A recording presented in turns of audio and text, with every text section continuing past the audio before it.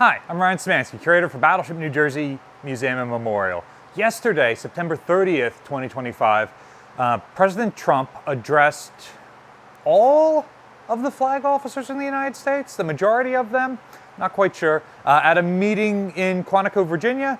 And during this meeting, part of his roughly 70-minute long speech was talking about how he liked battleships and how we should bring back battleships. It's unclear at this point whether that means building new battleships or reactivating battleships that we have, which would almost certainly mean the Iowa-class battleships now serving as museum ships. Either one is technically feasible, and we'll talk about that a little bit in today's video. We've talked about reactivating these ships in past videos, but many of you guys are new viewers. It's topically relevant, so we'll bring it up again.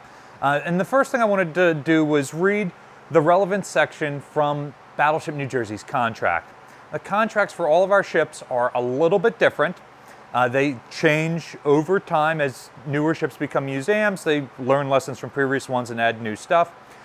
We did a video where we went through this whole thing before, and we'll link that down below if we can find it. That was like years ago.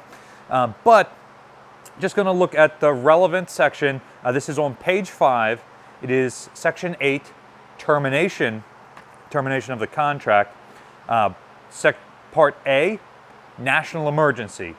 In the event the President declares a national emergency pursuant to 50 U.S. Code 1621, the government may request the donee to return the vessel, and the donee shall return the vessel to the government on an as-is, where-is basis. Unless the donee is notified otherwise, title to the vessel shall revert to the government immediately upon government's request. For those of you who are coming to this new, I'm sure this video is going to get a lot of circulation given how topically relevant it is. Battleship New Jersey is no longer owned by the Navy, not by the government, not by anything like that. It is owned and operated by the nonprofit that runs the museum, the Homeport Alliance for Battleship New Jersey. So when it's referring to donee, it means the nonprofit, which also means that during the government shutdown this week, that the museum is still open. And it also means that we receive no federal funding for operating the museum. It comes from ticket prices, your donations, things like that. So this part is interesting. It is, if the President declares a national emergency, then they can take the ship over as is, where is. This sort of happens with Intrepid after the September 11th attacks. Downtown New York, there's a lot of stuff going on. Intrepid is a 90-story office building laying on her side in the water. She's got 4,000 compartments on board. That's not an exaggerated number. That is 4,000 rooms. So the government steps in and they set up all sorts of command and control facilities on the ship, and they take over the ship for a period of time. Now, I don't know that they specifically activated this clause from the contract or if they worked with the museum to make that happen, but that is the sort of situation that this clause is going for. In theory, it could also be there's another Pearl Harbor and the fleet at Norfolk is destroyed and they want to reactivate this ship. The President declares a national emergency and they take the ship over for that. That's possible. It isn't really hey, the President says I want to reactivate battleships, and they conduct a study to see which one's best to bring back, and then they spend a period of time bringing the ship back.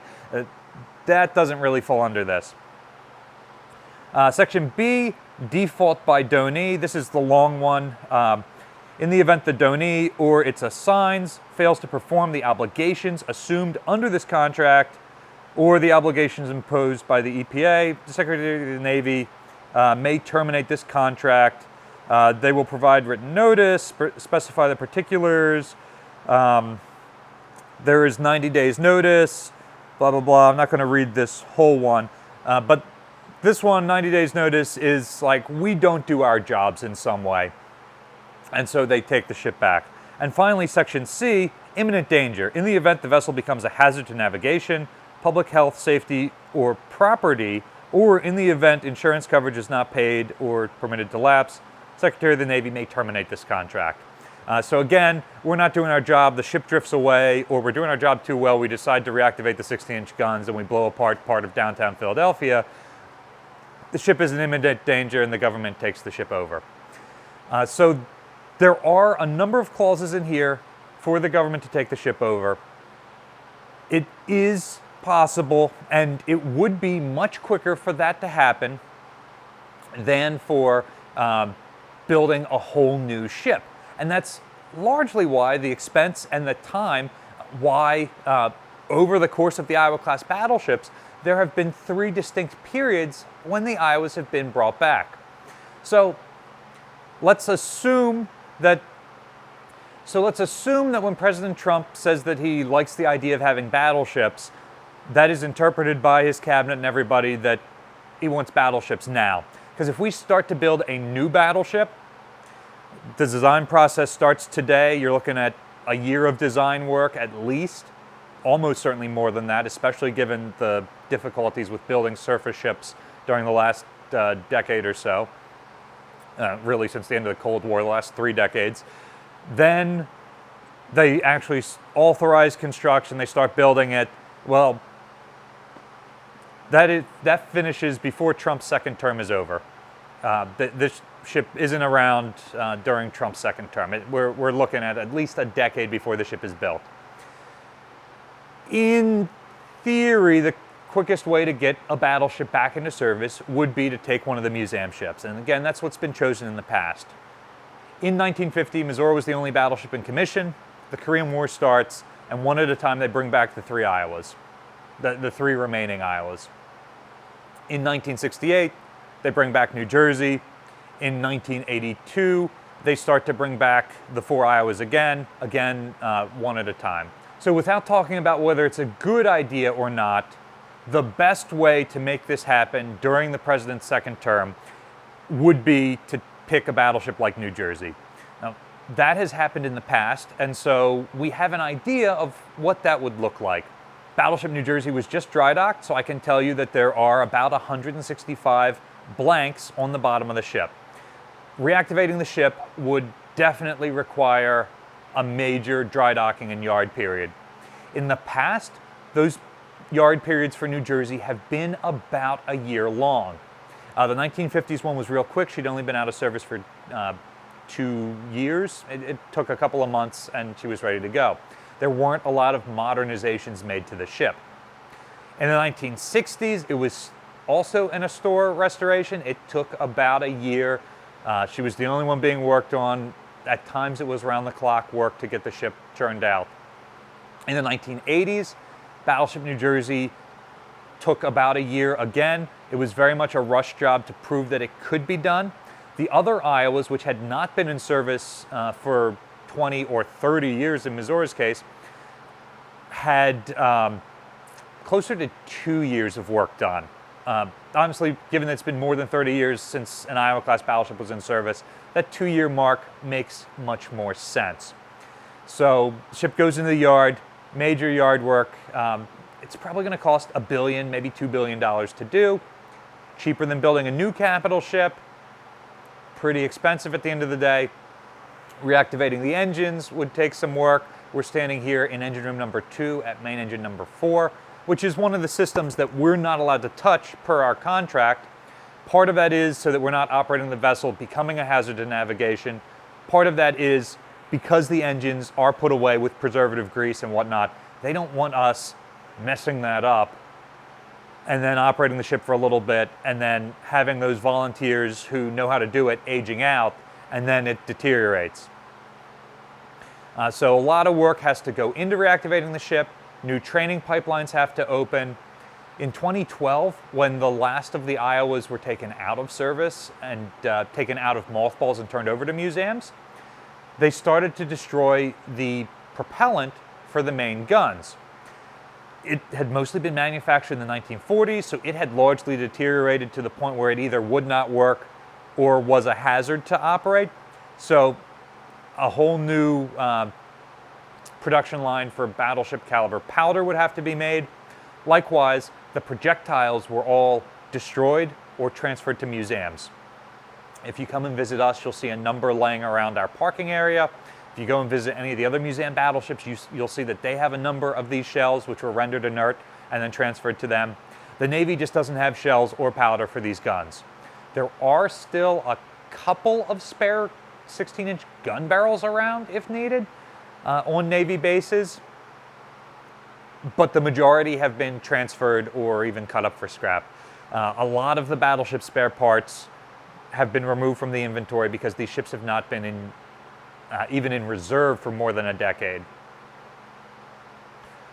But again, if it's the will of the people as expressed through the president to bring back the battleships, production lines can be stepped up to make this happen.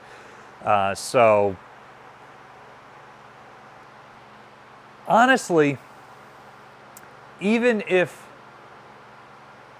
they started this process today, I don't believe that a battleship could be reactivated within President Trump's second term.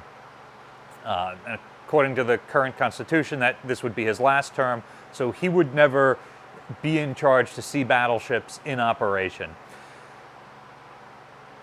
Part of why Reagan was able to reactivate a battleship during his first term was that there had been a tremendous amount of legwork done by advocates like Charles Myers in the Pentagon and in the halls of Congress for close to 3 or 4 years prior to Reagan coming onto the scene, deciding this was a good idea.